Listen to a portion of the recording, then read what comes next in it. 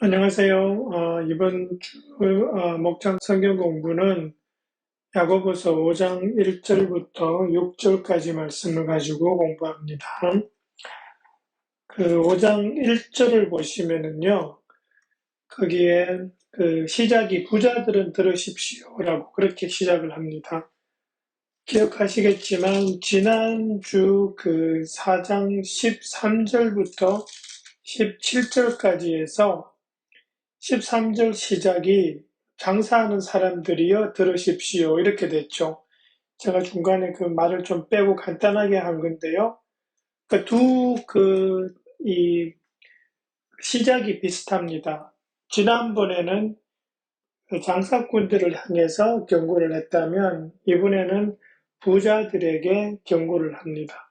그런데 이 부자들이 어떤 부자들이냐 하면은 4절을 보시면 여러분의 밭에서 곡식을 벤 일꾼들에게 이렇게 하면서 뭐 품삯을 가로채고 이런 말이 나오는 거로 봐서 이 당시에 땅이 많던 사람들, 그런 사람들이 이제 부자로 그렇게 지금 등장하는 것이 아닌가라는 그런 생각을 해봅니다. 그 다음에 이제 아까 제가 그 방금 말씀드렸다시피 들으십시오라는 그 말, 앞에서는 장사꾼들은 들으십시오. 이제는 부자들은 들으십시오. 그렇게 해서 이 야고보가 주의를 지금 환기시키고 있는 겁니다. 여러분, 이 부분을 생각하실 때 뭐를 좀 생각하셔야 되냐 하면은 이 당시에 이 편지서들은요, 우리가 읽는 것처럼 이렇게 편지로 읽는 것이 아니었습니다. 이 당시의 성경은 듣는 성경입니다. 다시 말해서 이 편지가 그 전달될 곳에 가면은 한 사람이 일어나서 이 여러 교회 식구들이 있는 앞에서 읽습니다. 다시 말해서 들으십시오라는 이 말이 지금 그 당시 사람들한테는 딱 맞는 말이라는 거죠. 우리는 이제 그냥 성경책을 보면서 읽는 것에 익숙해져 있지만 그 당시 성경은 듣는 성경이었습니다. 그 부분을 염두에 두면은 이 표현을 왜 쓰고 있는지가 이제 잘 나옵니다. 그리고 이제 보시면은 들으십시오라고 이렇게 주의를 환기시키는데 대상이 다른 것 같지만 비슷합니다. 앞에서는 장사하던 사람, 여기서는 부자들. 둘 다 어떤 공통점이 있죠? 부를 추구한다라는 그런 공통점이 있는 사람들에게 지금 야고보가 주의를 환기시키면서 말씀을 전하고 있는 겁니다. 근데 부자들한테 들으라고 그래놓고 야고보가 하는 말은 여러분에게 닥쳐올 비참한 일들을 생각하며 울며 부르짖으십시오라고 그렇게 돼 있어요. 울며 부르짖는다. 이 표현은 그 구약에서 이 심판의 날에 또 이렇게 등장하는 가장 흔한 말입니다. 울며 부르짖고, 그러니까 이게 뭔가 두려움에 떨고 다가올 심판에 대한 그 마음이 먹먹한 그런 상황을 지금 설명하는 건데 그 표현을 지금 부자들에게 지금 사용하고 있는 겁니다. 근데 여러분에게 닥쳐올 비참한 일 이렇게 이걸 생각하라 그러는데 이게 이 땅에서 이 사람들이 살아가는 동안에 겪을 일은 아닐 겁니다. 아마 이때 지금 이야기하는 그 닥쳐올 비참한 일은 하나님 앞에서 받을 심판에 대한 그 생각이라는 것을 이렇게 그렇게 해석하는 것이 더 내용상으로는 맞습니다. 그 다음에 이 부자들한테 이제 심판이 다가온다라는 것을 이야기하는데 이때에 왜 심판하느냐를 생각해 보면 부자가 된 것에 대한 심판은 아닙니다. 단지 그것보다는 결론부터 이야기하자면 부의 축적의 문제가 아니라 사용의 문제입니다. 잘 보시면 2절에서 재물은 썩고 여러분은 옷은 좀 먹고 여러분의 금과 은은 녹슬었다. 이게 뭡니까? 그냥 축적만 해놓고 사용을 제대로 하지 않았다라는 거죠. 계속 기억해야 될 게 예수님께서도 그 부를 잘 사용하라 그러시거든요. 그러니까 너희의 부를 하늘나라에 쌓아두라고 하신 그 말씀은 이 땅에서 벌고 잘 사용해서 하늘의 어떤 크레딧을 받는 그런 쪽의 말씀이거든요. 그 말씀을 생각하면 여기서 이야기하는 것이 축적만 해두고 사용을 제대로 하지 않았다라는 것에 대한 그 심판이라는 것을 우리가 알 수 있는 것입니다. 그리고 지금 나오는 단어들이 있죠. 재물, 옷, 금, 은. 그러니까 이 당시에 어떤 그 부를 상징하는 단어들입니다. 그죠? 그, 이때 재물은 썩는다 그랬으니까 이건 땅에서 나오는 거죠. 그러니까 이게 뭐 곡식 같은 거 추수해서 땅이 많은 사람들은 이게 가능하죠. 그래서 그러니까 이게 썩을 수 있습니다. 그죠? 보관 잘못하면. 그리고 옷도 좀 먹죠. 근데 금과 은은 녹슬었다 그랬는데 사실은 금과 은은 실제적으로는 녹슬지 않습니다. 닦아내면 없어집니다. 근데 이걸 그 표현을 지금 그렇게 하고 있는 거죠. 그러니까 녹이슬 재물은 썩고 옷은 좀 먹고 금과 은은 녹슬었다. 이게 어떤 적절히 사용되지 못한 그 재물들을 나타내고자 하는 그런 의도로 지금 적고 있다는 것을 이야기하고요. 아까 말씀드린 것처럼 재물을 하늘에 쌓아두라고 하신 그 예수님의 말씀에 어긋나게 쌓아두기만 하면 이런 일이 생긴다는 것을 지금 야고보가 경고하고 있는 그런 것으로 볼 수 있습니다. 그리고 여러분 잘 생각해 보세요. 부자들이요, 재물을 관리를 이렇게 할까요? 재물을 그냥 아무렇게나 놔둬서 썩고 옷도 좀 먹고 금과 은을 녹슬게 할까요? 아니죠. 부자들인 이런 부분에서는 관리 잘 합니다. 그죠? 근데 썩고 좀 먹고 녹슬었다 그래요. 근데 이게 무슨 말이냐니까 실제로 지금 이렇게 현실적으로 이렇게 되었다라는 말이 아니라는 것을 짐작할 수 있는 겁니다. 지금 야고보는 영적인 눈으로 보고 있는 겁니다. 가지고 있는 재물은 반짝반짝 금과 은처럼 빛나고 옷도 이렇게 잘 관리가 되고 재물도 창고에 잘 쌓아 놓았을 것이지만 그것이 잘 사용되어지지 않기 때문에 그것이 썩은 것과 다름없고 녹이 쓴 것과 다름없다. 그런 식으로 지금 영적인 눈으로 지금 야고보가 보고 있다는 것을 우리가 짐작해 볼 수 있는 것입니다. 그 다음에 이제 4절부터 6절은 그 부자들에게 주는 경고의 이유가 될 수 있습니다.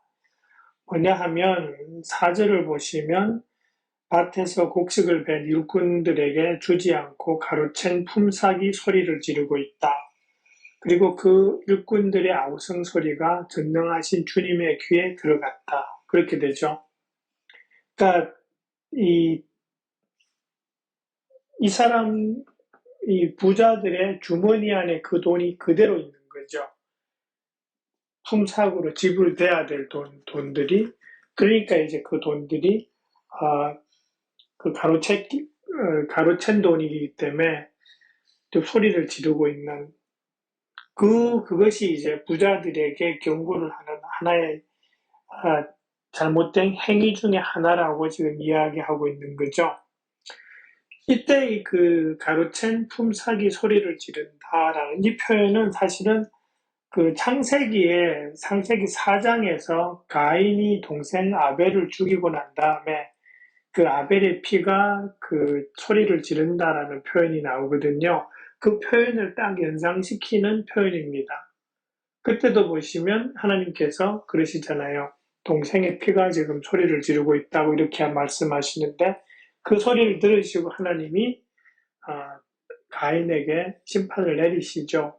지금 이 부분도 똑같다고 지금 생각할 수 있습니다. 그러니까 줘야 될 돈을 떼먹었고 그 돈의 소리를 지르기 때문에 그 소리를 들으신 하나님께서 이제 부자들에게 심판을 내리실 거다라는 그 이야기, 스토리가 그렇게 지금 진행될 수 있는 거죠. 그 당시에 가인을 처벌하셨던 하나님, 그리고 그때 부러지셨던 그 피에서 나는 부러지점, 그리고 지금은 그 돈에서 나는 부러지점, 그리고 그 부러지점에서 반응해서 부자들에게 심판을 내리실 하나님, 그런 식으로 이제 딱딱 연관이 되어가고 있다는 것입니다. 그리고 이제 사실 5절로 넘어가면은 이렇게 이야기합니다. 여러분은 이 땅에서 사치와 쾌락을 누렸으며 살육의 날에 마음을 살찌게 하였습니다. 이 앞부분은 그렇게 어렵지 않습니다. 그죠? 부자들이 사치와 쾌락을 누렸다. 이거는 그냥 딱 들으면 이해가 됩니다. 무슨 말인지. 그런데 이 살육의 날에 마음을 살찌게 하였다라는 이 부분은 사실 해석이 조금 어렵습니다. 이 살육의 날이라는 게 무슨 의미일까라는 부분에 대해서 정확하게 학자들이 다 똑같이 해석을 하지는 않습니다. 근데 가장 일반적인 해석은 이런 겁니다.